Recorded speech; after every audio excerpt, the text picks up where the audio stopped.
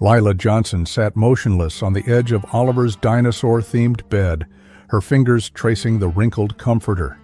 30 days had passed since her son vanished, 30 sleepless nights, 720 hours of agony. The bedroom remained exactly as Oliver had left it that Saturday morning, frozen in time like a museum exhibit dedicated to a life interrupted. Dinosaur posters covered the walls. A T-Rex nightlight stood sentinel in the corner. Half-deflated birthday balloons dropped from the ceiling, their once vibrant colors now faded and dull, much like Lila's hope.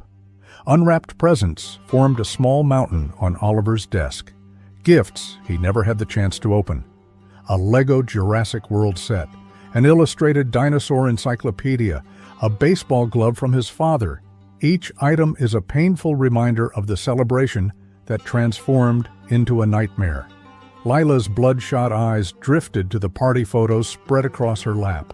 Her fingers trembled as she studied each image for the 100th time, searching for something, anything, that might reveal what happened to her son.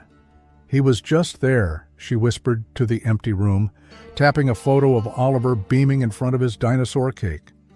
And then he wasn't. The case files and police reports sat in meticulously organized stacks on the floor beside her. Witness statements, search grids, timelines, suspect interviews. She'd memorized every word, every detail, every dead end.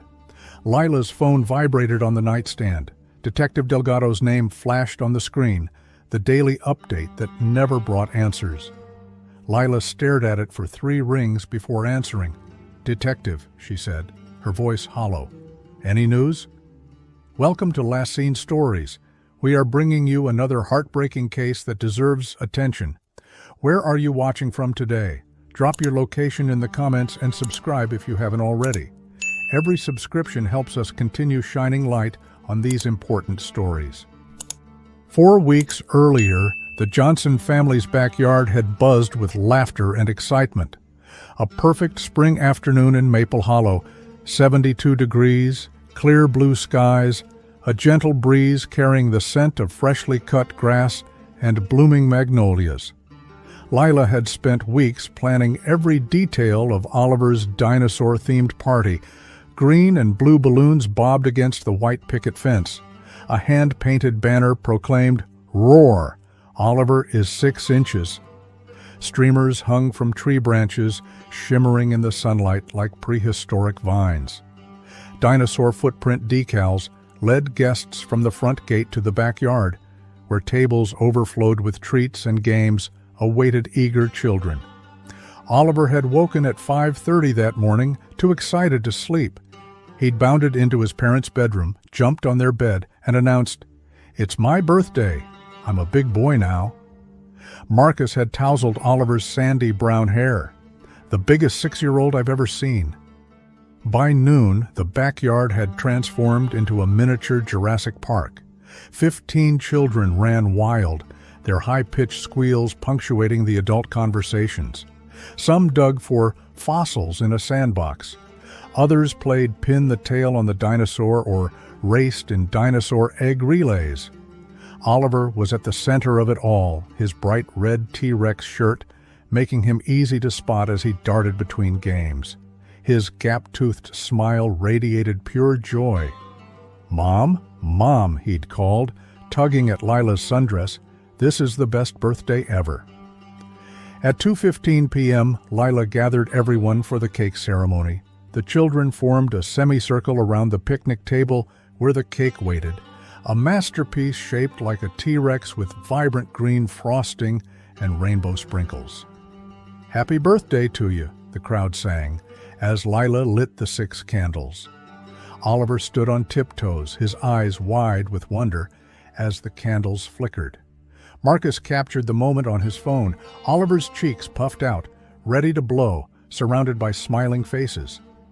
"Make a wish, sweetie," Lila said. Oliver closed his eyes tight, took a deep breath, and extinguished all 6 flames in one determined blow. The crowd erupted in applause.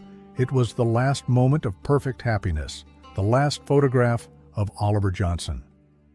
What happened next would later be reconstructed from dozens of witness statements. The children, high on sugar and excitement, scattered across the yard to resume their games.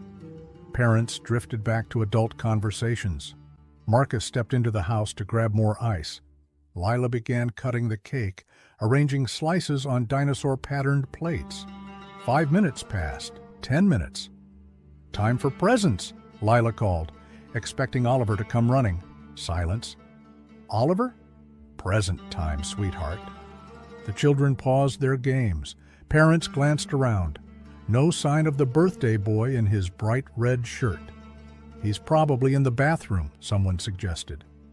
Marcus emerged from the house, bucket of ice in hand. "Is everyone ready for more drinks?" Lila felt the first flutter of unease. "Have you seen Oliver?" "Not since the cake. Maybe he's hiding." The flutter became a knot. "Oliver?" Her voice carried across the suddenly quiet yard. "Oliver, honey, it's time for presents." Marcus set down the ice bucket. "I'll check inside." Lila circled the yard, peering behind trees and playsets. "Oliver?" "This isn't funny, sweetie." The party guests joined the search, calling Oliver's name. Children looked under tables. Parents checked the front yard, the garage, the street. Marcus burst from the house, face pale. "He's not inside, not anywhere." Panic gripped Lila's chest. "Oliver!" she screamed. The birthday party dissolved into frantic chaos. The first police cruiser arrived 13 minutes after Marcus Johnson's 911 call, siren wailing, and lights flashing against the cheerful birthday decorations. 2 more followed within minutes. Officer Rivera took command of the scene, his calm voice a counterpoint to the rising panic. "We need everyone to stay put. No one leaves until we've taken statements." Uniformed officers secured the perimeter of the property, stringing yellow tape across the white picket fence. Others began a methodical search of the house and yard, checking closets, cabinets, and any space where a small boy might hide. Lila sat rigid on the porch steps, Marcus's arm around her shoulders. Her voice had gone hoarse from calling Oliver's name. "He wouldn't just wander off," she told Officer Rivera. "He knows better."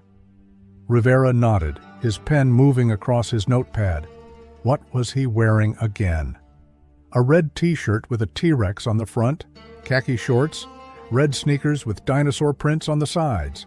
The words tumbled out mechanically. His favorite shoes. He insisted on wearing them today, even though they're getting too small. Nearby, officers interviewed party guests one by one, children huddled with their parents, wide-eyed and confused. The birthday cake sat abandoned, melting in the afternoon sun. A K-9 unit arrived at 3:45 p.m. The handler offered Oliver's pillowcase to the German Shepherd, who sniffed eagerly before leading officers on a track that circled the yard twice before ending abruptly at the back gate. "The scent just stops," the handler reported, frowning. "It's like he vanished into thin air." As dusk approached, more resources poured in. A mobile command center parked on the street. Officers with flashlights combed nearby woods. A helicopter circled overhead, its searchlight cutting through gathering shadows. Detective Nora Delgado arrived at 7:13 p.m., her sedan pulling up behind the line of police vehicles. Tall and angular, with prematurely silver hair, she moved with the purposeful efficiency of someone who'd seen too many cases like this one. "Mrs. Johnson," she said, sitting across from Lila at the kitchen table, "I need you to walk me through the timeline again. Every detail matters." Lila's hands shook as she clutched her cold coffee mug. It was so fast. He was blowing out candles, and then gone. 7 minutes. That's what everyone says. 7 minutes, and my baby disappeared. Outside, the search continued under harsh portable lights. Neighbors joined volunteer teams calling Oliver's name into the darkness. Local news vans lined the street, reporters delivering somber updates against the backdrop of flashing police lights. By midnight, the first flyers appeared on telephone poles and store windows throughout Maple Hollow. Oliver's smiling face looked out from beneath the bold red letters, "Missing." The first night of searching ended with no leads, no witnesses, no Oliver. Just a birthday party frozen in time, and a community mobilizing for what they feared would be a long and heartbreaking search. Detective Nora Delgado had worked Maple County's Major Crimes Unit for 17 years. 12 of those years she'd specialized in cases involving children. 9 missing, 7 recovered alive. 2 found too late, 2 still open on her desk. She refused to let Oliver Johnson become number 3. The morning after Oliver's disappearance, Delgado established a command center in an empty classroom at Maple Hollow Elementary. Maps covered the walls, concentric circles marking search zones radiating outward from the Johnson home.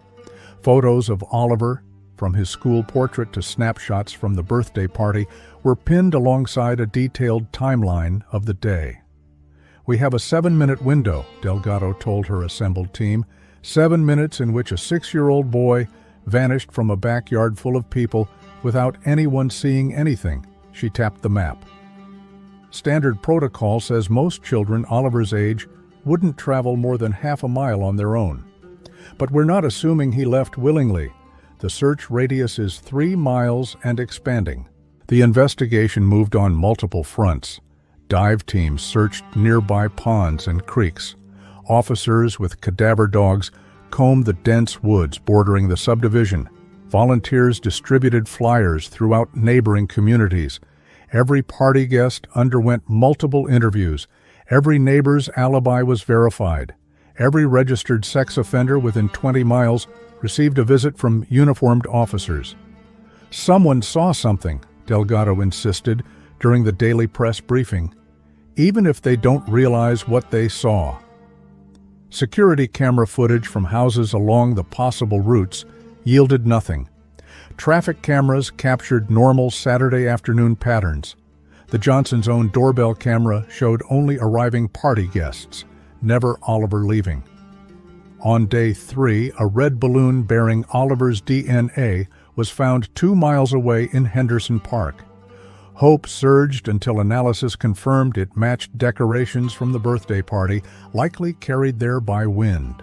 By day 5, media interest intensified. Oliver's case led every local newscast. Regional papers ran front-page stories. Find Oliver trended on social media. Day 7 brought the FBI's Child Abduction Rapid Deployment Team.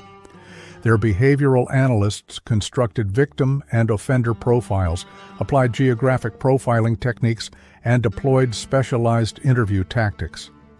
Most child abductions are committed by someone the child knows, the FBI liaison explained during a briefing, someone the child would willingly follow without making a scene. The implication hung heavy in the room. Every adult at that birthday party became a potential suspect. On day 10, the investigation caught its first potential break, a call to the anonymous tip line, the voice digitally altered. "Check the family. The father knows more than he's saying." Delgado listened to the recording repeatedly, trying to detect any identifiable background noises or speech patterns. "Could be legitimate," her partner suggested. "Could be someone with a grudge against the Johnsons." "Or someone creating a distraction," Delgado replied. "Either way, we follow up." The next development in this case left investigators speechless. If you have a theory about what happened to Oliver, share it in the comments below. Your perspective might highlight something we haven't considered yet. 2 weeks after Oliver's disappearance, the media narrative shifted. The headline in the Maple County Gazette asked the question in bold type: "What are the Johnsons hiding?"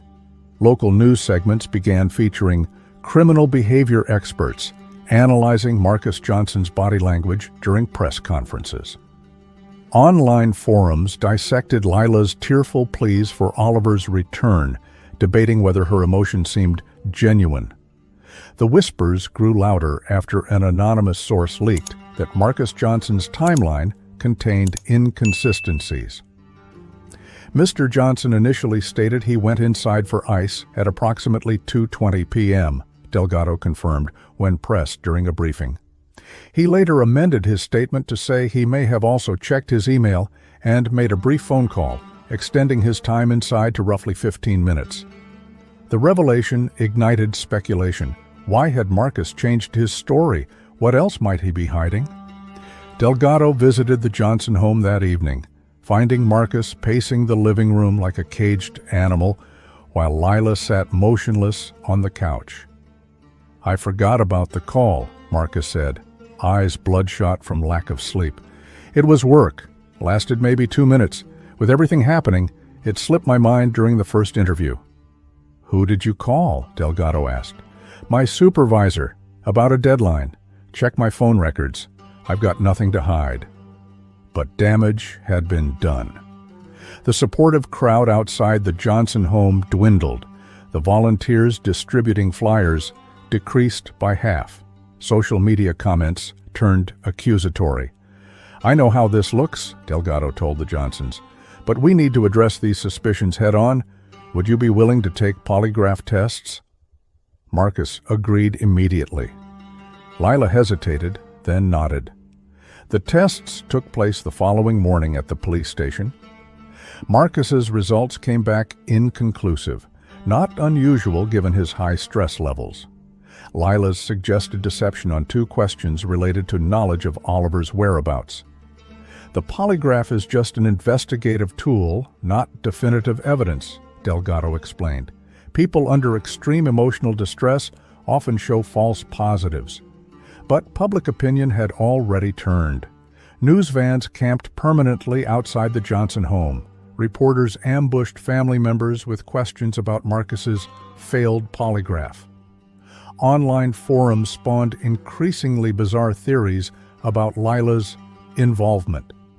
Inside their home, the Johnsons' marriage began to fracture under the weight of suspicion and grief. "Why won't you talk to me?" Lila demanded, finding Marcus staring at Oliver's baby pictures at 3 a.m. "You're shutting me out when I need you most." "What do you want me to say?" Marcus's voice was flat, defeated. "That I should have been watching him? That maybe if I hadn't made that stupid call, our son would still be here? Is that what you think? That this is your fault?" "Isn't it? Everyone else seems to think so." Lila grew obsessive, creating elaborate timelines and suspect boards in their dining room. Marcus withdrew further, sleeping in his car some nights to avoid the house filled with memories. Detective Delgado observed these dynamics with professional detachment. She'd seen many families crumble under similar pressure, but something about this case continued to trouble her, a persistent feeling that they were missing something obvious. "The answer is right in front of us," she told her partner. "In the neighborhood. I can feel it." 3 weeks after Oliver's disappearance, Maple Hollow resembled a community at war with itself. The neighborhood had split into factions. Some families stood firmly behind the Johnsons, bringing meals and organizing prayer vigils. Others kept their distance, blinds drawn when police canvassed for additional witnesses. Children who once played freely in front yards were now kept inside, their parents eyeing neighbors with newfound suspicion. Social media groups dedicated to finding Oliver became battlegrounds of accusation. Local businesses removed Oliver's missing posters after customers complained they were upsetting. The once unified community response had devolved into whispered conversations and pointed fingers. The fractures deepened after an anonymous tip claimed Oliver had been seen with Alan Parker, whose family lived 4 doors down from the Johnsons. "I saw him leading the birthday boy toward his car," the tipster insisted. Parker, a quiet 30-year-old accountant who had attended the party briefly to drop off his nephew, submitted to questioning, provided security footage from his home showing his whereabouts, and opened his property to a thorough search. The tip proved false, but the damage to Parker's reputation was immediate. Neighbors crossed the street to avoid him. Someone spray-painted "child killer" on his garage door. "This is how innocent people get hurt," Delgado warned during a community meeting at Maple Hollow Elementary. "We need facts, not rumors." Few were listening. The atmosphere in the school gymnasium crackled with tension and unspoken accusations. That same week, Oliver's kindergarten class held a Remembering Oliver service. Though officially described as a celebration of Oliver's life rather than a memorial, the implication was clear. Few still believed the boy would be found alive. During the service, Oliver's best friend Tommy Nguyen approached Detective Delgado, his small face solemn. "Oliver and me had a secret hideout," he whispered. "Maybe he's there." Tommy led Delgado and two officers to a small clearing in the woods behind the school code playground. A crude fort of branches and plastic sheeting stood beside a fallen oak. "We found it after spring break," Tommy explained. "We were explorers. Oliver kept dinosaurs here." Inside the hideout, officers discovered a plastic bin containing toy dinosaurs, comic books, and snack wrappers, evidence of the boy's adventures. But no sign that Oliver had been there since his disappearance. As the third week drew to a close, the investigation stalled. Tips decreased. Media coverage waned. The FBI's card team prepared to withdraw, citing the need for resources elsewhere. "We're not giving up," Delgado assured Lila during their daily call, "but we need new leads." Help arrived in the form of Dr. Eleanor Walsh, a forensic psychologist specializing in child abduction cases. After reviewing the evidence, Walsh delivered her assessment to the investigation team. "Based on the timing, location, and apparent lack of struggle, I believe we're looking for someone Oliver knew and trusted. The perpetrator likely lives in close proximity to the Johnson home, knows the neighborhood routines, and may have been watching Oliver for some time." Walsh tapped the neighborhood map. "The answer is here, within these few blocks. Someone who blends in so well that no one would question their presence at or near a children's birthday party." The profile narrowed the focus to Maple Hollow itself and the secrets hidden behind its perfect suburban facade. Officer Amit Patel had joined Maple County Police Department just 7 months earlier, fresh from the academy. On the morning of May 17th, exactly 4 weeks after Oliver's disappearance, Patel was assigned to a routine patrol of the Johnsons' neighborhood. "Just maintain visibility," his sergeant instructed. "Remind folks we're still actively investigating." Patel drove slowly down Magnolia Lane, past the Johnson house with its fading yellow ribbons and the cluster of dedicated supporters still holding vigil on the sidewalk. 3 houses down, he noticed something unusual in the side yard of the Miller residence. Harold and Vera Miller were in their 60s, quiet homeowners who had lived in Maple Hollow for over 2 decades. Their yard, usually pristine, had grown unkempt during the past month, grass uncut, hedges overgrown. Near the back fence, partially obscured by tall weeds, Patel spotted a patch of disturbed earth. Something red protruded from the soil, catching the morning sunlight. Patel parked his cruiser and approached the fence for a closer look.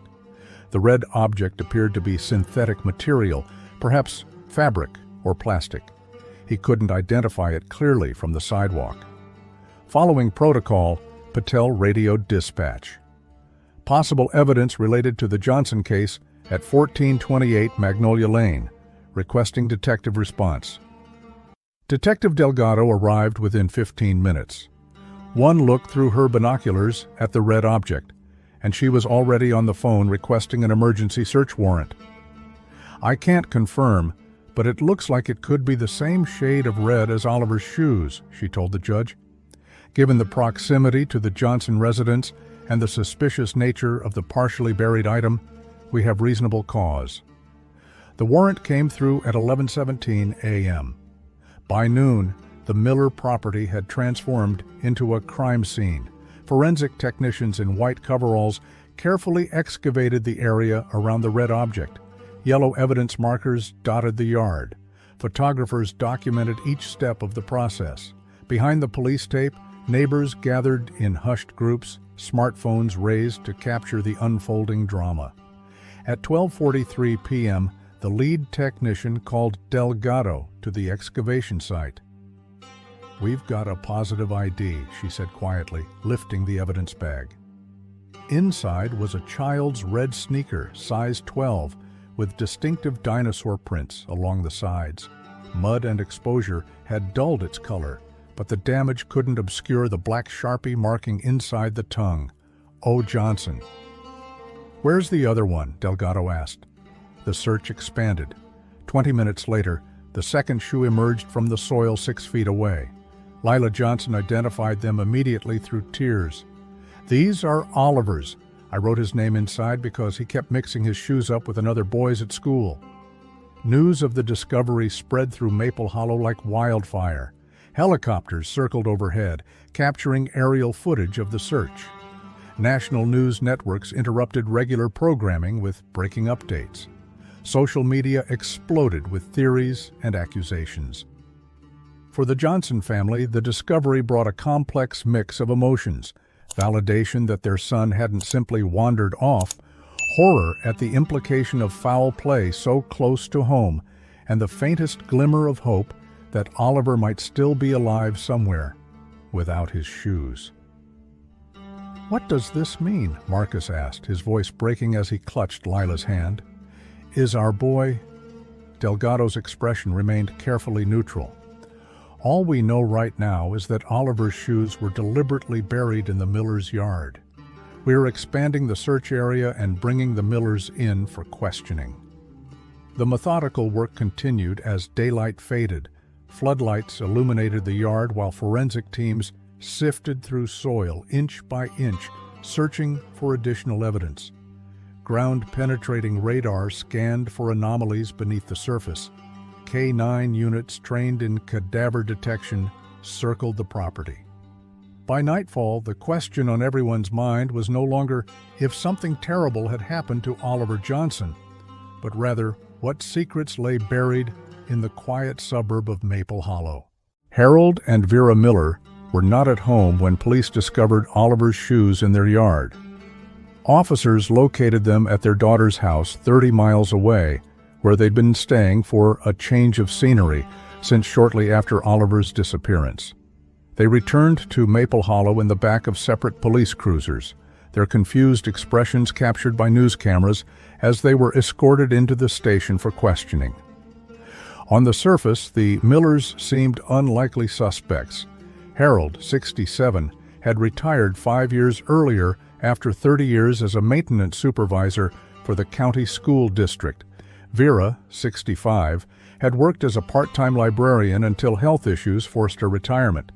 They were known in the neighborhood as quiet, church-going people who kept to themselves but always waved hello. "They've lived there forever," one neighbor told reporters. "Harold's always tinkering in his workshop.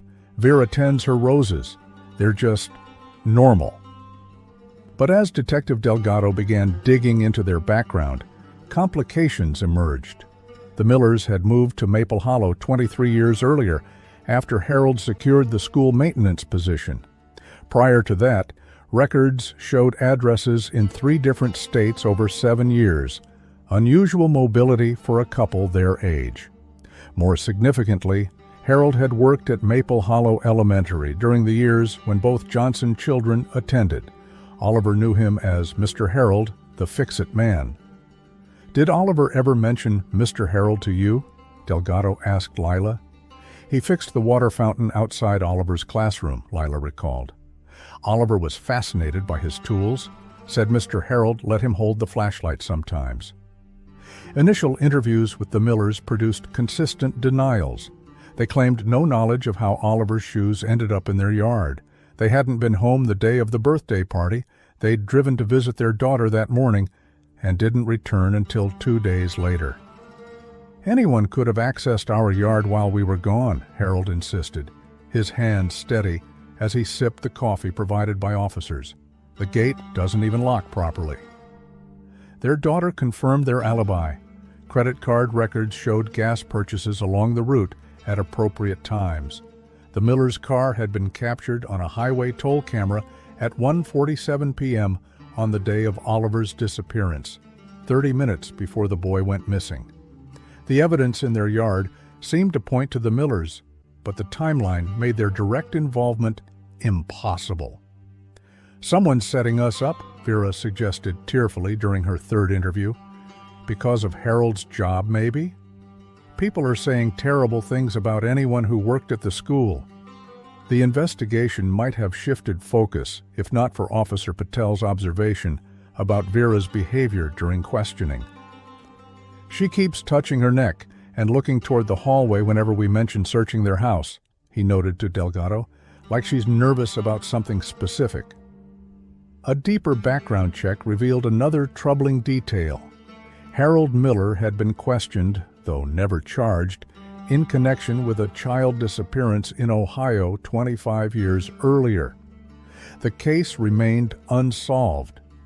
When confronted with this information, Harold's composed demeanor cracked. "That was a mistake," he snapped. "They questioned every maintenance man at every school in 3 counties. I cooperated fully, never charged with anything."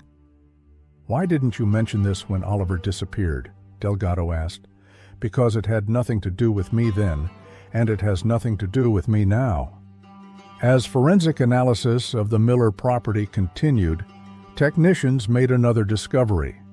Traces of soil matching that around the buried shoes were found on tools in Harold's workshop.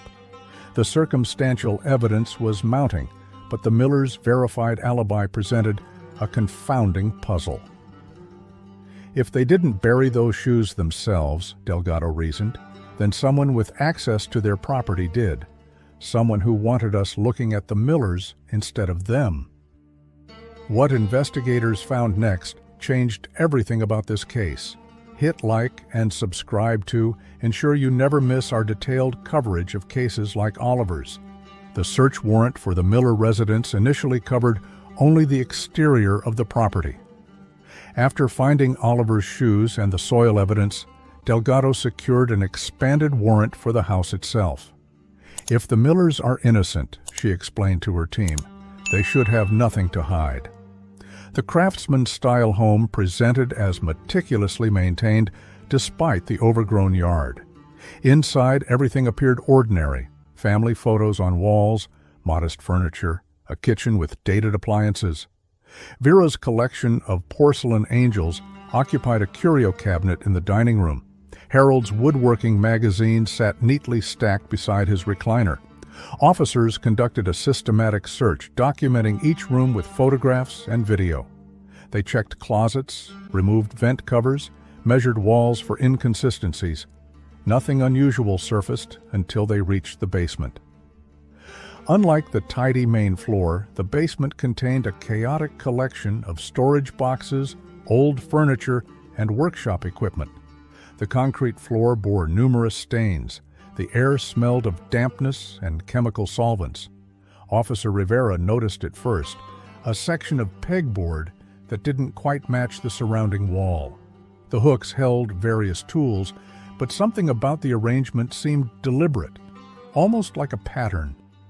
"Detective," he called, "I think there's something behind this pegboard." Closer inspection revealed subtle differences in the concrete floor, a nearly invisible line where the original floor met a newer pour.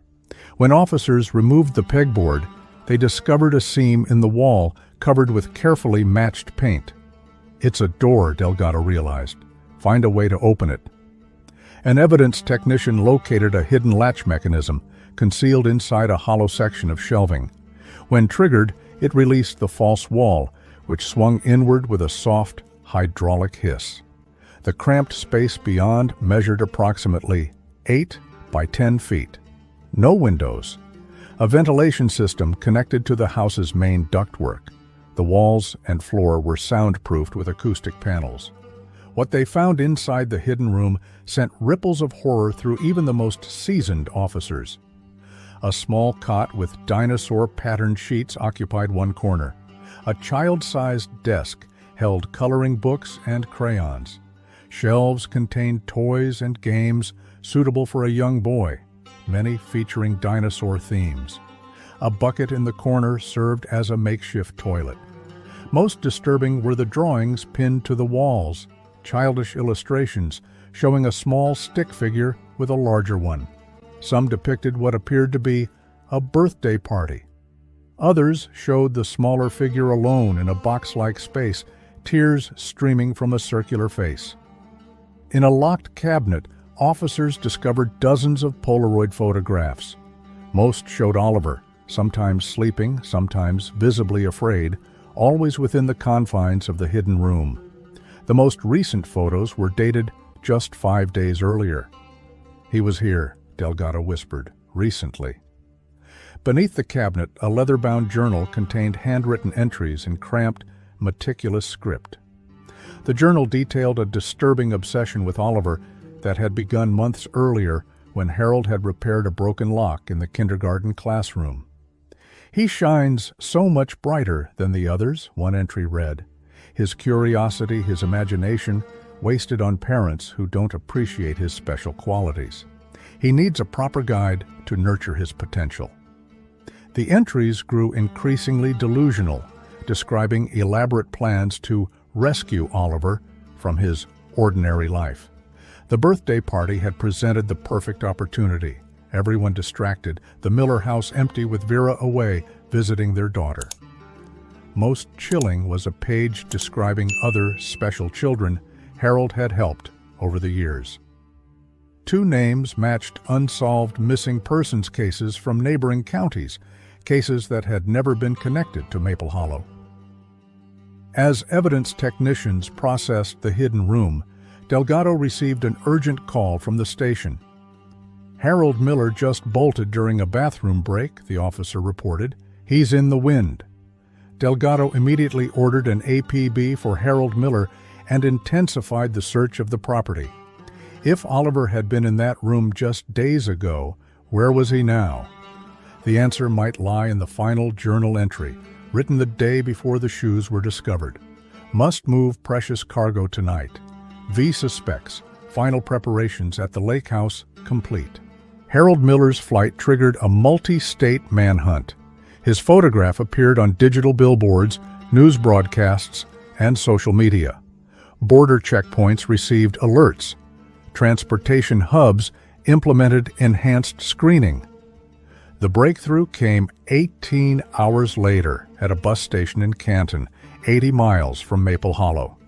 A ticket agent recognized Miller from news coverage and alerted security. When approached, Miller attempted to flee but was quickly apprehended by local police. Rather than transporting him back immediately, Delgado drove to Canton with her partner, knowing that the first hours after apprehension often yielded the most useful information. Miller sat handcuffed to the table in the small interview room, his earlier composure shattered. His hands trembled, his eyes darted nervously about the room. "I didn't hurt him," were his first words when Delgado entered. "I would never hurt him." "We found the room, Harold," Delgado said calmly, placing photographs of the hidden space on the table. "We found the journal, the pictures. We know Oliver was there recently." "You don't understand," Miller insisted. "I was protecting him. His parents don't appreciate how special he is." For the next hour, Miller alternated between denial and justification. He claimed Oliver had come with him willingly, enticed by the promise of a special dinosaur collection. He described how he'd approached the boy during a moment of chaos after the cake cutting. "I told him I had a surprise waiting," Miller explained, his voice taking on a childlike quality. "Something for the birthday boy." He took my hand like he always did at school. The account matched the 7-minute window during which Oliver had vanished from his party. Miller had led him through a gap in the hedges between properties, into his garage, and directly to the basement entrance, a route invisible to searchers and neighbors alike. "I made everything nice for him," Miller continued, "all dinosaur things, just like he loves. I read him stories, taught him things his parents never would." "How did you manage this with Vera gone?" Delgado asked. Miller's expression darkened. "I told you she was away." "For 4 weeks?" "The entire time you held Oliver captive?" The inconsistency triggered a shift in Miller's demeanor. His shoulders slumped. His practiced narrative began to unravel. Vera came home after 2 days, he admitted. She wasn't supposed to. Her sister drove her back because she was feeling ill. And she discovered what you'd done. Miller nodded slowly. She found us in the basement. I hadn't expected her, hadn't locked the hidden door. The full story emerged in halting fragments. Vera had indeed discovered Oliver in the hidden room, a room she claimed to know nothing about. Her discovery had triggered a violent argument during which she threatened to call police. She didn't understand, Miller said, voice breaking. She called me sick, said I needed help, said I'd ruined everything. During the confrontation, Oliver had attempted to escape. In the ensuing struggle, the boy had fallen down the basement stairs. It was an accident, Miller insisted, tears streaming down his weathered face. His head hit the concrete. There was so much blood. I tried to help him, but he wouldn't wake up. Vera, panicked by her husband's actions and the unconscious child, had helped clean up the evidence. Together, they had wrapped Oliver's body in a blanket and transported it to a remote property Harold owned near Lake Maplewood. We buried him beneath the boathouse, Miller confessed. I kept his shoes as a remembrance. I couldn't bear to bury them with him. Why did you bury them in your yard weeks later? Delgado asked. Miller's gaze dropped to his hands. Guilt, I suppose. And Vera was threatening to turn me in, said she couldn't live with it anymore. I thought, if I put something where it would be found, I could blame her, say she did everything. The confession led authorities to the lake property, a small, dilapidated cabin accessed by a winding dirt road. Beneath the boathouse floor, wrapped in a dinosaur-patterned blanket, they found Oliver Johnson's remains. Forensic examination confirmed Miller's account, blunt force trauma to the back of the head. No signs of other abuse. Death had likely been instantaneous. Vera Miller, confronted with her husband's confession, eventually admitted her role in concealing the death, though she maintained she had no knowledge of his plans to abduct Oliver or of the existence of the hidden room before discovering them together. I found them in the basement and just froze, she told investigators. Harold said it was too late, that we'd both go to prison if anyone found out. I was afraid. I made a terrible, terrible choice. Her account partially aligned with Miller's, though significant discrepancies suggested she had been more aware of her husband's activities than she admitted. Most disturbing was her revelation about the shoes. Harold kept them on his workbench, polished them sometimes. I couldn't stand seeing them anymore. That's why I buried them while he was asleep, hoping someone would find them, hoping it would end. In his final interview before being charged, Harold Miller offered one last chilling insight.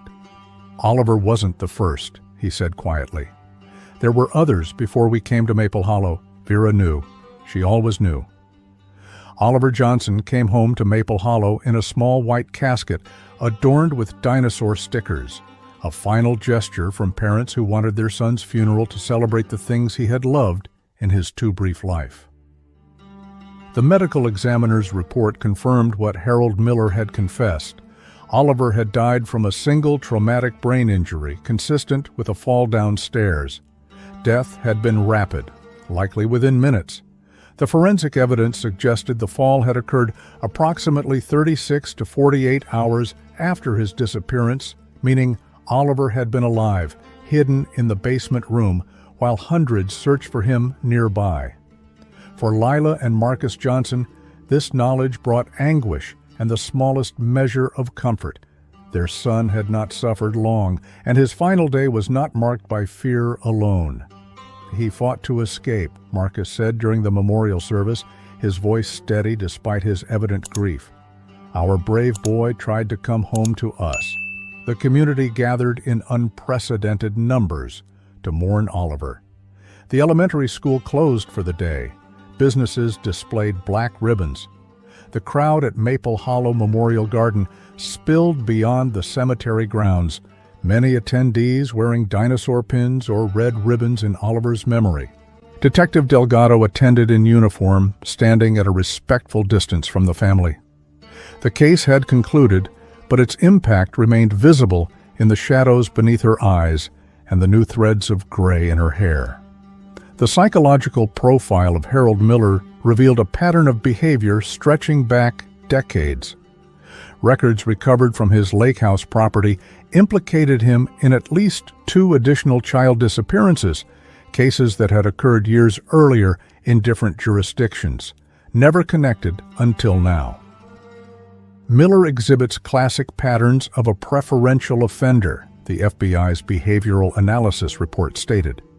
He selected victims who matched his specific interests, groomed them over time through his position at schools, and created elaborate justifications for his actions. The analysis of Miller's journal revealed he had been observing Oliver for months before the abduction, using his maintenance position to access the kindergarten classroom regularly. In the aftermath, several families came forward with accounts of Miller's unusual interest in their children, concerns that had seemed minor in isolation, but formed a disturbing pattern when viewed collectively. The court proceedings moved with unusual speed. Harold Miller pleaded guilty to kidnapping resulting in death, along with multiple associated charges, receiving a sentence of life without possibility of parole. Vera Miller's case proved more complex.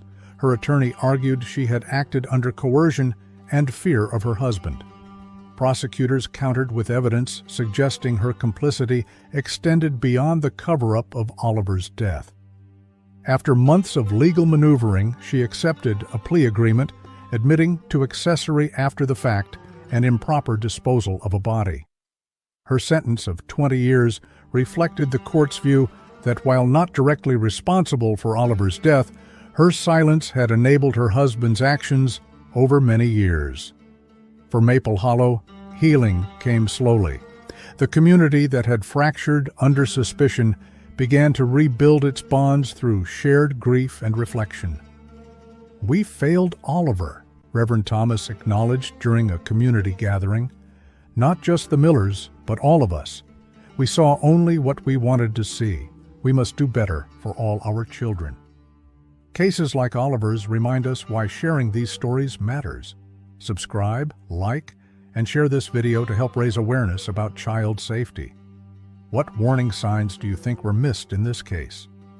1 year after Oliver's disappearance, the Johnson family home stood transformed. The dinosaur-themed bedroom had been converted into a home office for the Oliver's Watch Foundation, a nonprofit organization established by Lila and Marcus to educate communities about child safety and predator recognition. "We couldn't save our son," Lila explained during a national morning show interview, "but his story might save others." The foundation provided training for school staff, parents, and children themselves. Their first initiative, the Red Sneaker Alert, created standardized response protocols for educational institutions when a child went missing. Detective Nora Delgado, now head of Maple County's expanded Crimes Against Children unit, frequently collaborated with the foundation. She had presented Oliver's case at an FBI conference, detailing how predators like Harold Miller exploited positions of trust within communities. "Miller didn't appear threatening," she told the audience of law enforcement professionals. "He was the friendly maintenance man who fixed things. He used that role to gain access to children to normalize his presence in their lives." Maple Hollow itself had undergone significant changes. After the case revealed security gaps in the neighborhood, residents implemented a comprehensive safety program. Security cameras covered communal areas. A formal block watch operated year-round. The elementary school established strict protocols for all adults who interacted with students. On the anniversary of Oliver's birthday, the community gathered in the newly established Oliver Johnson Memorial Park. Children played on dinosaur-themed equipment while parents watched with the heightened awareness that comes from having witnessed a nightmare unfold in their midst. Marcus Johnson stood at the edge of the Code playground, watching a young boy swing higher and higher, his face alight with the same joy Oliver had once shown. "Sometimes I see him everywhere," Marcus said quietly to Lila, who stood beside him. In every laughing child, in every dinosaur toy in a store window. Lila squeezed his hand. That's how we keep him with us. The annual birthday memorial had become a community tradition, not just remembering Oliver, but celebrating the childhood joy he represented. Tables held cupcakes with dinosaur toppers. Children created artwork for the memory wall. Parents exchanged knowing glances, the unspoken promise to protect each other's children evident in their watchful gazes. As dusk fell, the gathered families released red balloons into the evening sky, one for each year that would have been Oliver's age. 7 balloons this year, rising upward until they were indistinguishable from the emerging stars. Lila Johnson watched them disappear, her expression peaceful despite the lingering sadness in her eyes. The world can be a dangerous place, she told a reporter who asked about her foundation's mission. But it's also filled with good people who look out for each other. Oliver's legacy is teaching us to recognize the difference.